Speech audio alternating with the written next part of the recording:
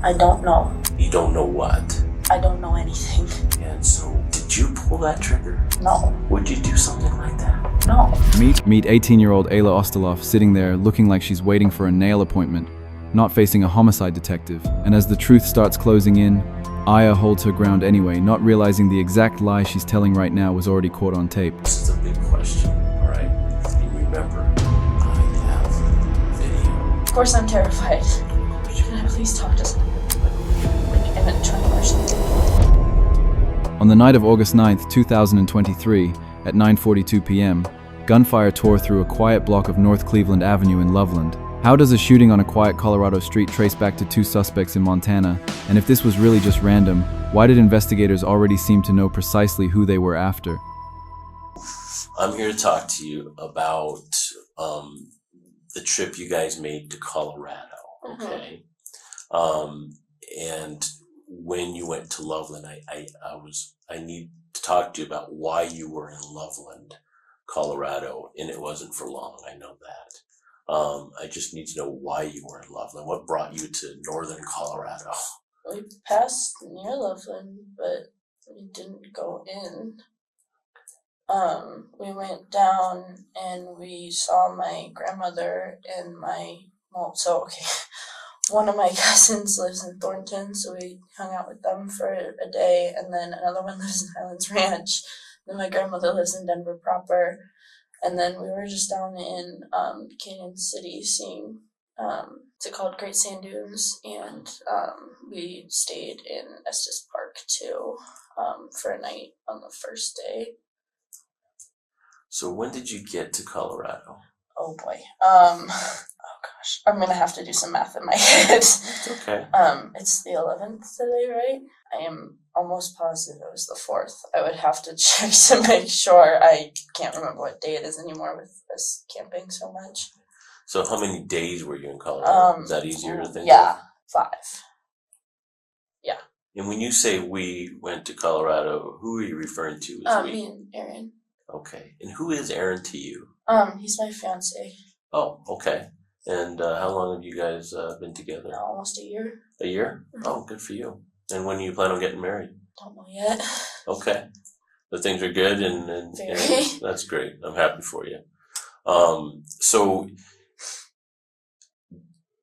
you went to Estes Park, okay, but what was the purpose of going to Colorado in the first place? To do the national parks down there. Oh, okay. And then seeing family is a side effect. Okay, so you went there and as a convenience while you're there, you decided to visit family? Yeah. Okay, and what family did you visit when you were there? We saw my cousin Brooklyn and her boyfriend Scott, and then we saw my Aunt Linda and my cousin Silas, and then my grandmother. And, like, do you remember who the first one would have been that you saw? Yeah, we saw Brooklyn and Scott first. And are they a couple? Yes. Okay, and where do they live? They live in Thornton. In Thornton. Yeah. How long did you stay with them? We didn't stay with them, we just had dinner with them. All right, and then what? Then who was the next person on the list that you saw? And then we saw Linda and Silas, and they're in Highlands Ranch. And did you stay with them? No, we just saw each of them for like a few hours at a time. Did you go to their house? Yeah. Okay. Well, yeah, we went out to lunch we went to dinner with Brooklyn and Scott, and then went back to their house, and then we did the same with Linda and Cy.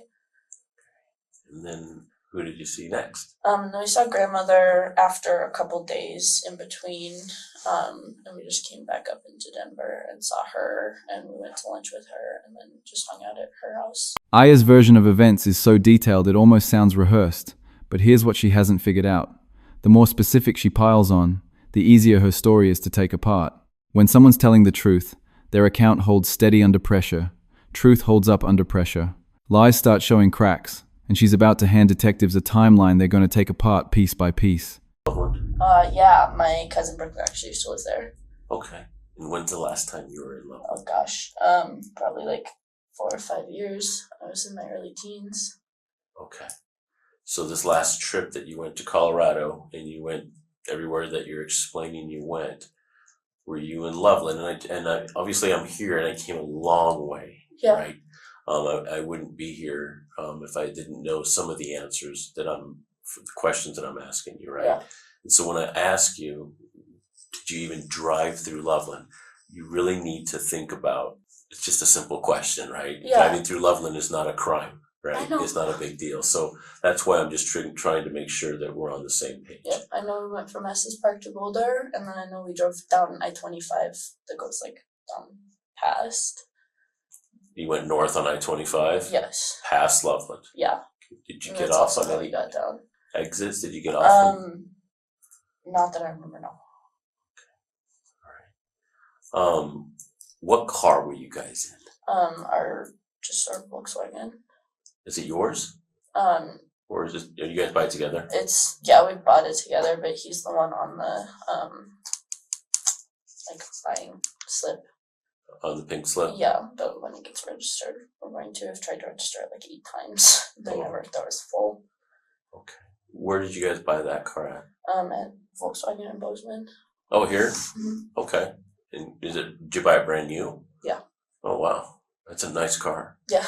Yeah, it's a real nice car. So you guys traveled in style, huh? Mm-hmm. Yeah. And so what color is that car? It's red. Oh, it's red. Mm-hmm. Okay. Is there anything unique about it that you guys did after you bought it? Did you do anything to that car? Any kind of modifications or anything like that? Nothing, no. Nothing? No. Okay. If you had to describe that car to me, other than being red, can you describe it, what it looks like? Generally is fine. It's a pretty generic red SUV. There's nothing super interesting about the shapes that I can think of. It's pretty, like... The lights... Looks like most. I mean, it has... the headlights are just like a bright, like, strip. The grille is silver. The, like, model, the Atlas, is, like, on the back, like, across the thing that goes over the back license plate. That's all I can think of. Okay. It's an Atlas then. It's the Atlas Cross Sport. Okay. All right. And so you said a little minute ago that you're trying to register it. Mm-hmm. Okay. So does it have license plates? It doesn't have like official license plates, but it has its temporary registration. Okay. Now, does that have it on the front and the back? No, just the back. Just the back. Yeah, it just came with a dealer plate on the front. Gotcha. So that car right now does not have a license plate on the front? No, we've tried to go like 8 times, and when we go right at open, they always have all the tickets for the day given out. Okay. They don't do appointments here. Gotcha. Here's the first crack. The detective barely has to push before Aya admits the vehicle used in the shooting belongs to her. But Ayla clearly can't read the room because her story is locked in place tighter than her own hands are locked to that table. Instead of backing off, she digs in deeper, even going as far as describing the car in detail. She thinks she's clarifying things. She's actually nailing herself to the evidence. Driving, let me ask you that. Who was driving when you came down from Estes Park? Me. Yeah, me. You ever had to defend yourself? Mm-hmm. No? Any bear spray or anything like that? Camping? We keep bear spray in case we have bears. I grew up here, so I always make sure. Absolutely. But we've never had bear issues or really any animals.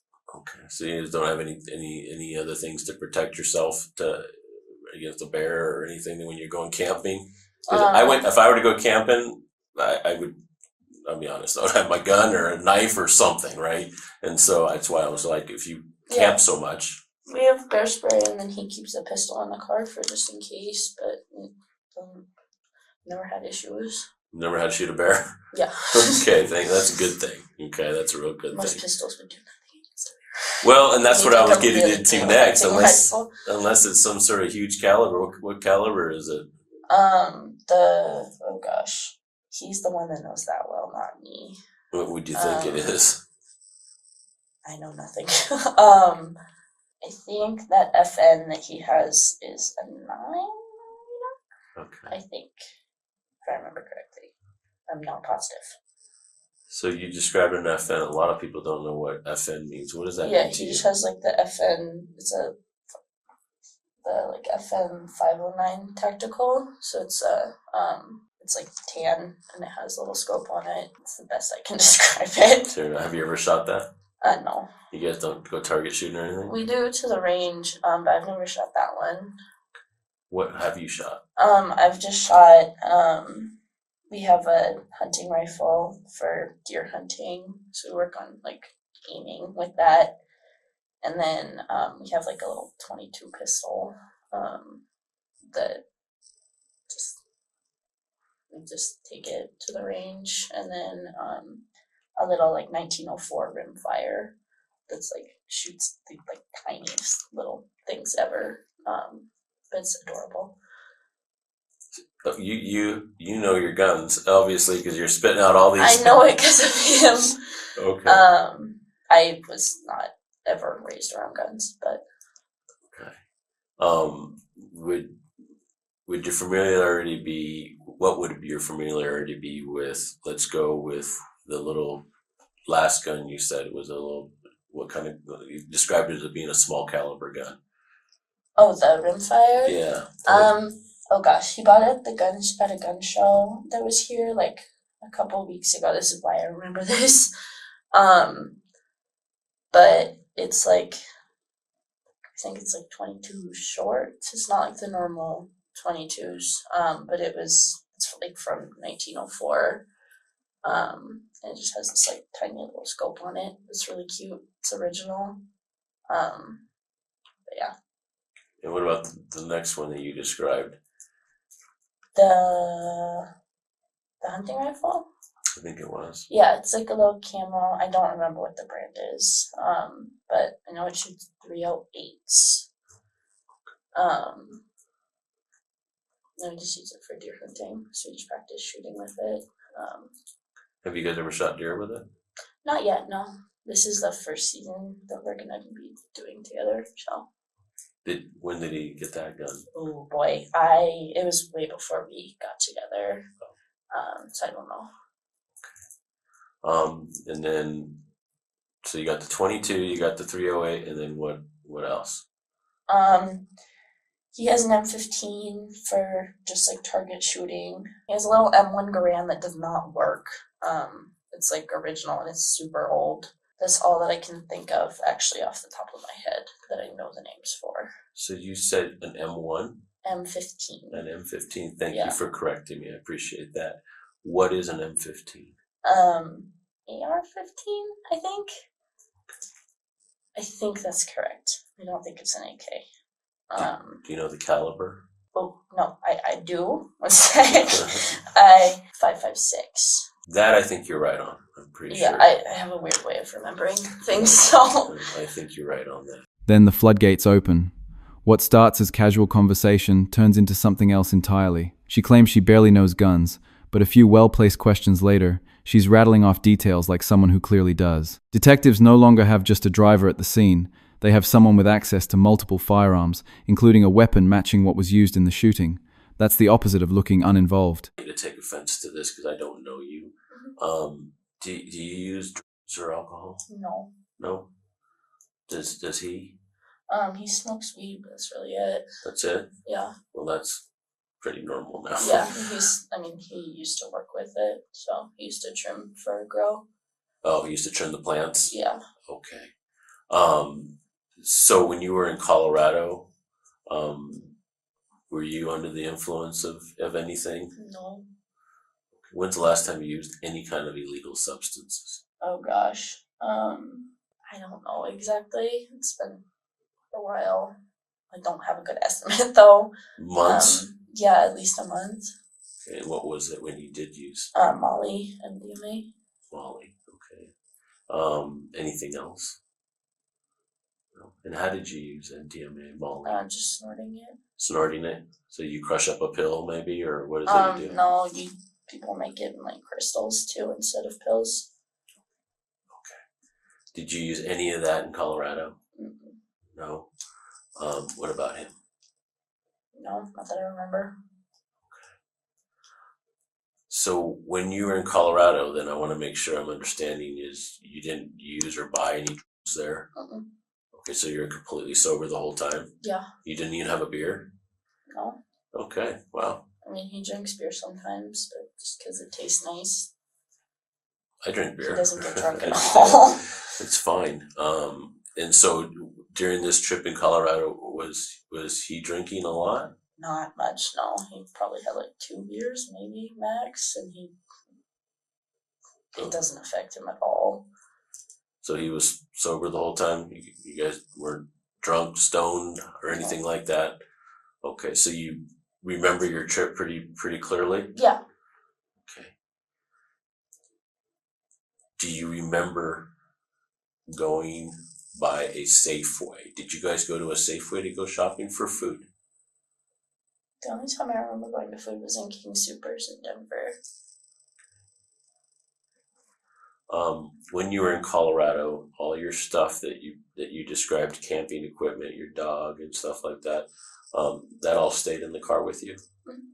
So those are your prized possessions? Well, I mean, when we left the campsite to go back to Denver, and then to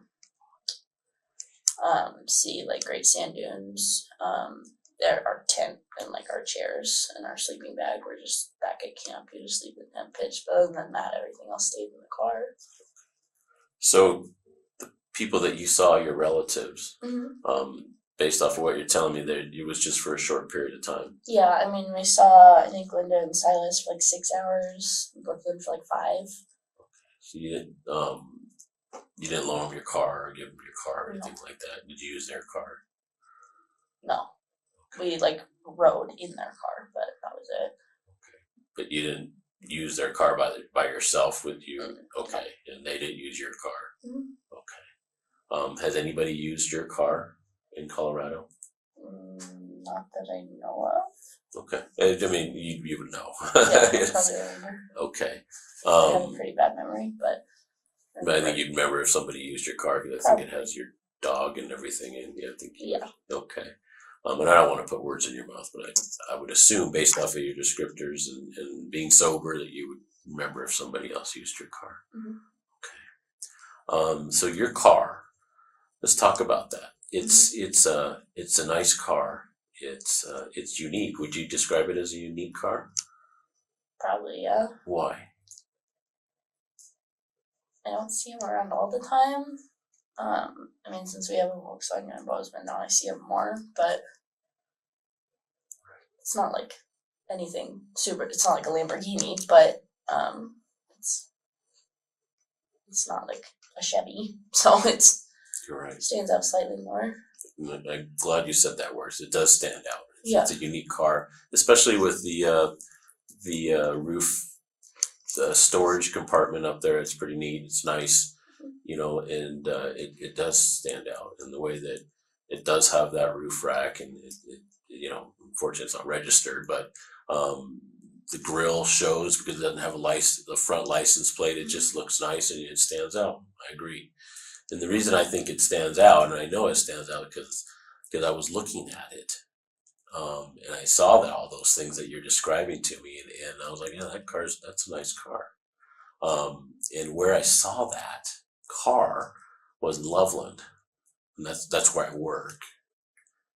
Okay, and that's what I'm trying to get at is your car that you guys were in for a short period of time was in Loveland. And this is where I'm being very honest with you. I'm not lying to you at all. Okay. And I just don't want you to be scared to be honest with me, because it's not a big deal if you're driving this nice fancy car in Loveland. Okay. But you're saying you never were in Loveland, but I know for a fact that car was in Loveland. That's what got me here to Montana to speak with you. Okay. So I'm going to just go back a little bit and maybe just jog your memory a little bit based off of how I just described it. Think carefully about when you guys were in Loveland for a short period of time in the evening. And it would have been on Wednesday. I don't remember anything. Okay. In a little bit, I'm gonna show you some pictures, and that way maybe it'll jog your memory. Okay. But downtown Loveland, have you been to downtown Loveland ever? I mean, you've been to Loveland, but I don't think so. I don't know. I don't remember. Okay. Well, on Wednesday, your car was there. Okay. and I know you were in the car, and so was he. Okay, and I'm just trying to figure out who was driving. I mean, at night, it's more than likely you're driving because his eyesight's maybe not the best at night. It's not a big deal. I mean, I usually drive at night. I'm not following. okay, fair enough. That's fine. Okay, I'm gonna help paint the picture for you. Okay, your car, you're driving with him in the passenger seat, goes through Loveland. Okay, and I have video of it. Okay, that's why I say this with such confidence, because I have video of it, and that's how we ended up here through your license plate and all of that, right?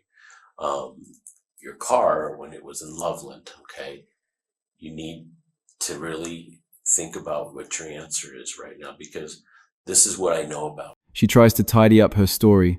No drugs, no alcohol, nothing clouding her judgment that night. It sounds harmless on its face, but it actually closes off her last possible excuse. Whatever happened, she was lucid for all of it. That's when the detective brings out the proof they've placed her in downtown Loveland, right at the moment of the shooting. And just like that, the careful story she'd been building starts falling apart. You knew these people, and I understand you giving me the look like you don't know what I'm talking about, but what I'm talking about is an incident that happened when you were driving to downtown Loveland, okay? If you didn't know the people that I'm going to explain to you right now, I need to know that. But if you did, I really need to know that, okay? Please just think carefully when I ask you this question, okay? Because this is a big question, all right? And remember, I have video. And so this is where the rubber meets the road, kiddo, okay? And I mean this. I really do. I'm being so upfront with you. Is when you're in Loveland, you guys, either you or him or both of you shot at some people that were lying on the street, some transients, homeless people, okay?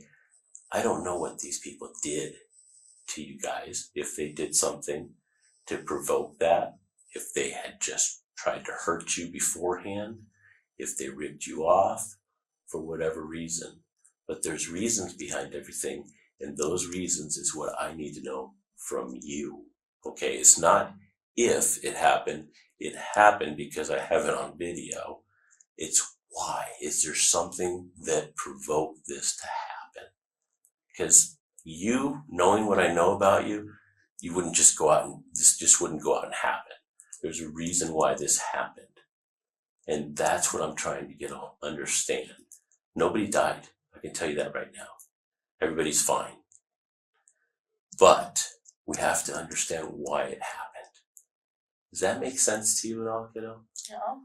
And so what did these people do? Did they do something to you? Did they rip you guys off? Did something happen that created this situation? I don't know. Well, did they do something to your fiance that you? I don't know. What did he say? Why did this happen? I don't know. He said, "I don't know why I did this." I mean, I don't. I don't know. You help me understand that. Help me understand. You don't know. You don't know why it happened. It just happened, or is it? I don't know. You don't know what?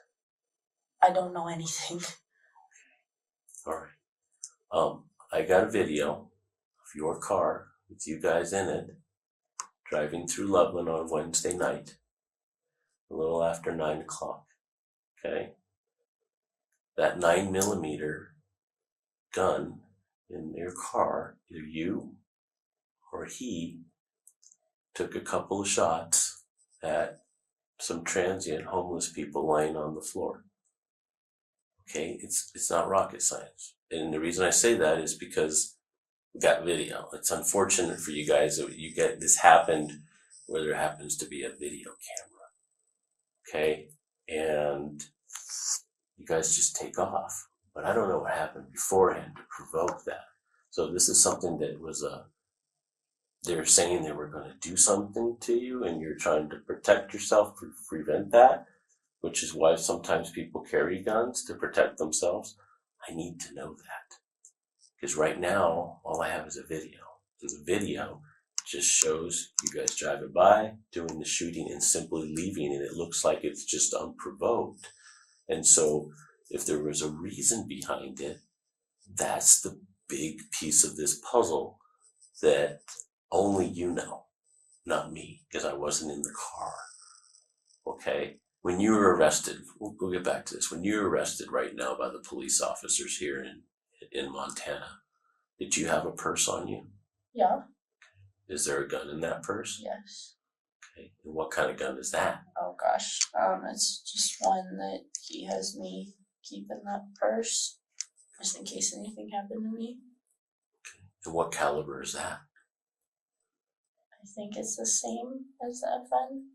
And what caliber is that? 9mm. Okay.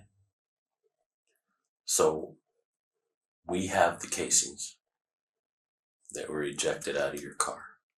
Okay. And this is where it even gets, honesty is way bigger at this point. Now comes the moment of truth. The detective lays out what they actually have, calm and direct.